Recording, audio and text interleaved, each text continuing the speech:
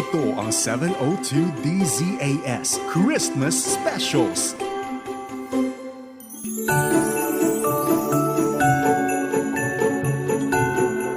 Isang magandang Sabado na umaga sa iyo. Ikaw na nakikinig sa anumang bahagi ng Pilipinas, Luzon, Visayas, Mindanao o sa iba pang bahagi ng mundo.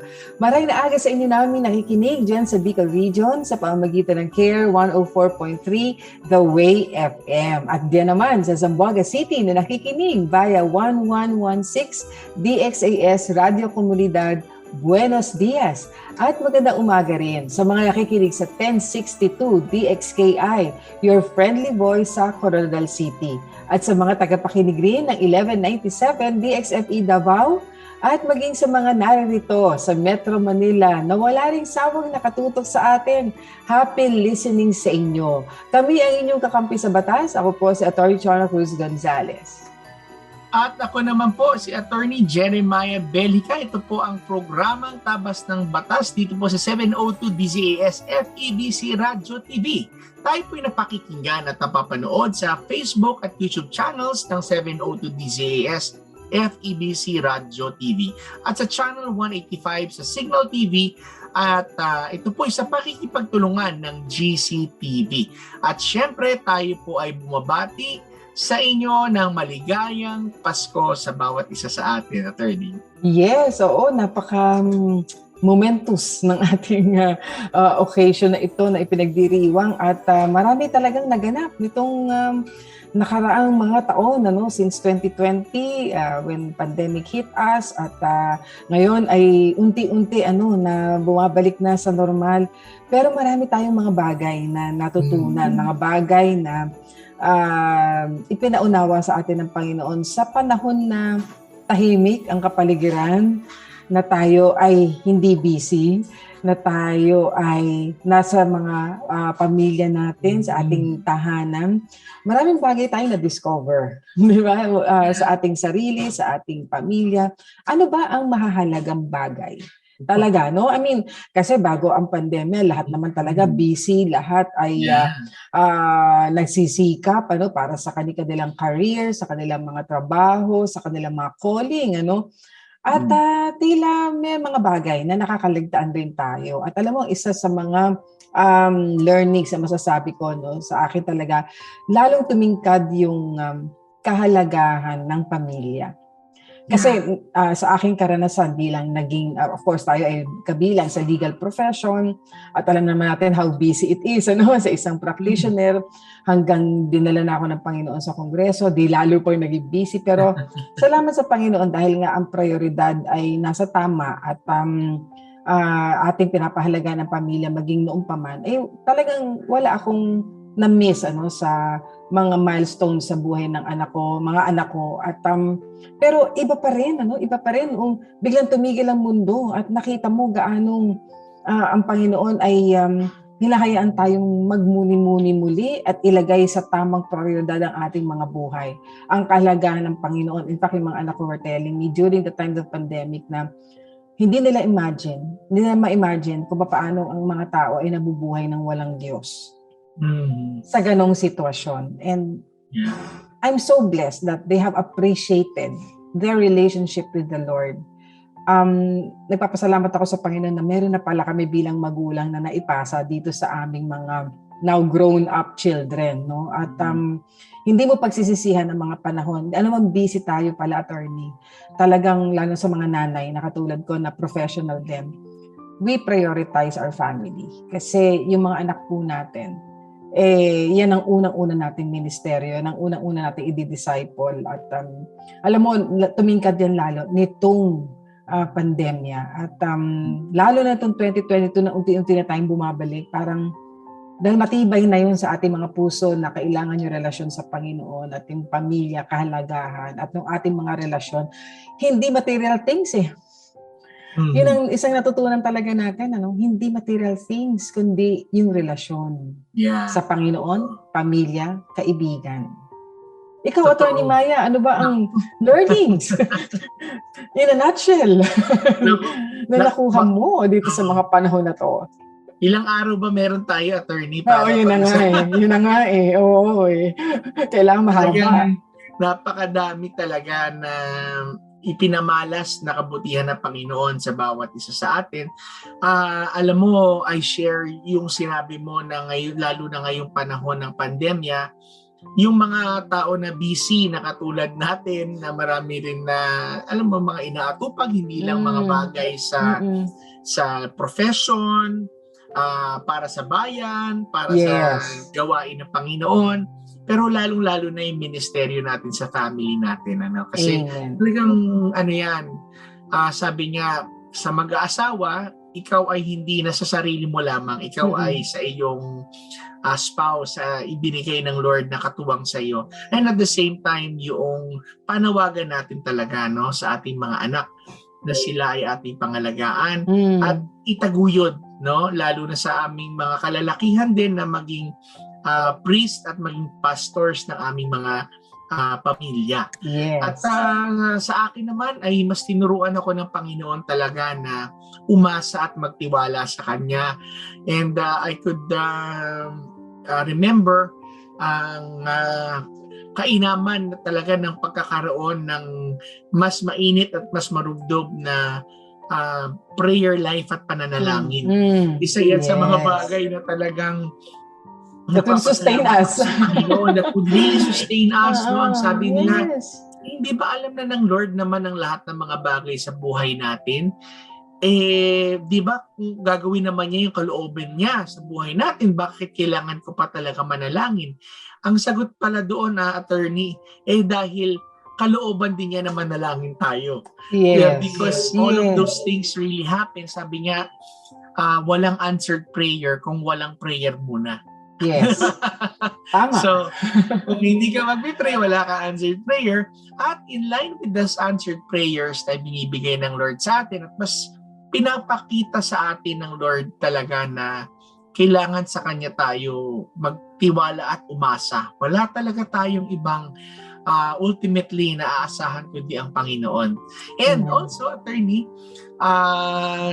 naalala ko ang sabi nga ng isa kong kaibigan na pastor, sabi niya, only those who remain to be grateful remain to be blessed. Maganda, ibig sabihin yung mga tao daw na patuloy na merong ugaling nagpapasalamat ay nananatiling pinagpala. Kasi daw, sabi niya, ang katotohanan niyan, lahat naman daw tayo pinagpala ng Panginoon. Pero hindi lahat tayo ay marunong magpasalamat at hindi raw lahat tayo ay nakikita ang pagpapala ng Diyos dahil kulang tayo sa gratefulness and thanking God for what He has done. And pag inisip mo lang talaga, attorney, talagang lamang na lamang ang kabutihan ng Diyos talaga sa buhay natin kaysa doon sa mga ibibilang natin na pagsubok. In fact, sabi rin nga ng James chapter 1, consider it pure joy, my brethren, whenever you face trials of many kind, because the testing of your faith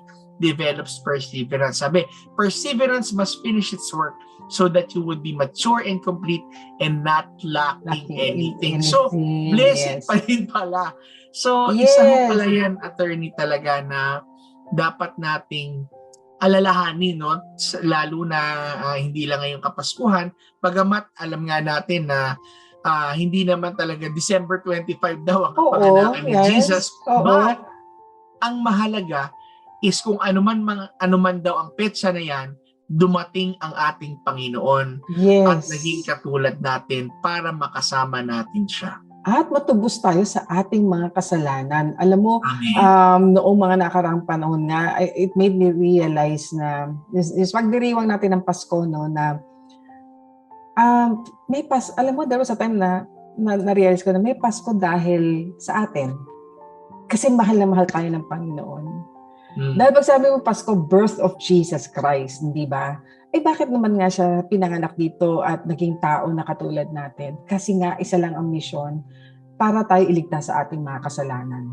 Dumating siya para sa akin, dumating siya para sa iyo, nabuhay siya, pinanganak siya para sa mga tao na nagkasala. Kasi tinubos niya tayo sa pamamagitan mismo ng kanyang anak na si Jesus. Kaya ang dami natin maraming pagsubok, yes, itong mga nakaraang pandemya, hindi natin kinakailayan. Pero alam mo, laging pagdating ang Pasko, merong pag-asa, merong inspiration and encouragement dahil yun ang kasalanan natin na talaga namang tayo ay dadalhin sa eternal damnation, no? Pagkahiwalay sa Panginoon for eternity. Ginawa ng paraan mismo ng Panginoon. Alam mo, hindi natin talaga maunawaan, pero salamat sa Panginoon. Siya na nga yung na-offend natin. Siya na yung, sa kanya na tayo nagkasala. Siya na yung, tayo yung kalaban niya, tayo yung kaaway niya, di ba? Talagang hindi natin hinahanap ang Panginoon. And yet, siya pa rin ang gumawa ng paraan para abutin tayo. At ibinigay ang pinakamainam, ang pinaka-the best na gift.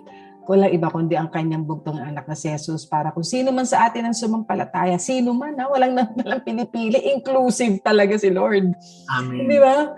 Sino man ang manampalataya kay Jesus sa kanyang ginawa sa krus ng Kalbaryo para sa katubusan ng ating mga kasalanan, magkakaroon tayo ng buhay na walang hanggan.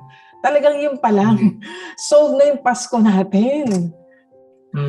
Talagang attorney, yung kapaskuhan talaga na sinabi mo nga na dumating ang Panginoong Jesus dito sa atin para bigyan tayo ng pag-asa at hindi lamang yan kasi kung hindi pala siya nagkatawang tao ay hindi rin siya pwedeng masaktan, magutom, na maging katulad natin at mamatay at mabuhay muli. Ang isa sa mga paborito kong awitin, yung sinasabi na above all, dun, may portion dun sa awit ng above all, you live to die, rejected and alone. Ibig sabihin, nabuhay siya para expectation niya na mamatay para sa atin. So whenever we celebrate and remember the coming of our Lord Jesus Christ as a meek lamb, to be slaughtered for us. So hindi pala bagamat nagsi-celebrate tayo pag Pasko, pero tinatandaan din natin that He came really to join us in our suffering so that He may also gain the victory for us. In fact, Attorney Chona, one of the verses na naalala ko na nagbigay ng paalala sa akin pagdating sa pag-asa, dun sa hope, yung Hebrews chapter 6 verse 19, ang sinabi niya, we have this hope as an anchor for the soul, firm and secure. Ang sabi po pala doon na ang hope, yung pag-asa daw, ay inahilin tulad ng Biblia sa isang angkla, attorney, isang anchor daw sa soul natin, And nung aking pinag-aaralan, ano nga ba ang function, ano nga ba ang mga parts ng anchor? Meron pala siyang 3 major parts, attorney. Yung una palang part niyan is, syempre yung anchor mismo, yung hope daw. Tapos pangalawa is yung line, yung linya na nagre-represent ng pasensya. Kailangan mahaba ang pasensya mo when you're hoping, yung patience, patiently waiting, persevering. Sa mga barko pala, attorney, kapag 10 feet yung lalim ng dagat at sila'y mag-anchor dun sa dagat, kinakailangan times 3 yung haba ng line. So kung malalim yung dagat, kailangan times 3 or times 5 yung haba ng linyang iyong ilalapag. At yung pangatlo daw, yung pinakamahalaga, yung tinatawag na chain. Doon pala sa isang anchor, attorney, ang sabi pala doon, may chain pala na nagdidikit doon sa linya at doon sa anchor, at yung chain na yun ay mabigat. Yung chain pala na yan ang nagpapahintulot sa anchor na dumapa yung anchor para mas kumapit doon sa seabed na tinatawag. So it gives us a picture na yung mga trials pala natin sa buhay natin, yung mga seemingly na chains natin sa buhay natin, it allows us to really hang on more deeper and more sincerely sa Panginoon. At nagiging blessing pala sa atin yan kasi mas kumakapit tayo sa mga pangako ng Panginoon sa buhay natin to make us pure. So wala talaga tayong itatapon sa lahat na nangyari sa atin ngayong kataunan na ito. Yes, at sa pagdiriwang natin ng Kapaskuhan, nabanggit na rin natin ang mga mahalagang bagay na natutunan natin, no? At nawa maging simple man o payak, sabihin ang ating pagsasalo-salo sa darating na Pasko. Hindi naman yun na importante kung ano yung kakainin o kung ano yung nakahanda. Importante po magkakasama tayo ng ating pamilya at alam natin kung ano yung pinagdiriwang natin. Pagpasalamat tayo sa Panginoon, ang ating anchor, ang ating kaligtasan, ang ating hope for the future and even in this life. At alam mo, wala talagang mamumutawi sa atin kundi pasasalamat lamang dahil kung hindi sa awa at habag ng Panginoon sa atin, nasaan na kaya tayo ngayon? Alam po ninyo, we can go on and on, but marami po tayong mga awitin na nakalaan sa inyo para po tayo ay lalo pang ma-encourage, lalo po tayong ma-inspire in hoping, and having this faith in the Lord Jesus. Kaya po, ating po pakinggan ng mga awitin na ito, nawa po ay magbigay ng kagalakan at ng pag-asa at magpaalala sa atin ng kabutihan ng Diyos sa ating mga buhay. Kaya, Attorney, bumati na tayo muli sa kanila. Maligayang Pasko po sa inyo mula dito sa Tabas ng Batas. Attorney? Merry Christmas sa inyo, sa lahat. Salamat kaagapay sa mga tumutok sa radyo, sa online via Facebook at YouTube at sa Channel 185 Signal, sa Signal TV via GCTV. Sa tulong ni Absi Di Ferrer, ating Protex na si Benjo Morano, Reggie Villena, Nathaniel Peralta at RTV sina Eileen Valdez, Mark Balatucan, Jong Perez at Angelica Kalayag, at sa mga kasama sa Bukawi Transmitter site. Kami po ang inyong mga kakampi sa batas tuwing Sabado ng umaga. Ako po si Attorney Jeremiah Belhica.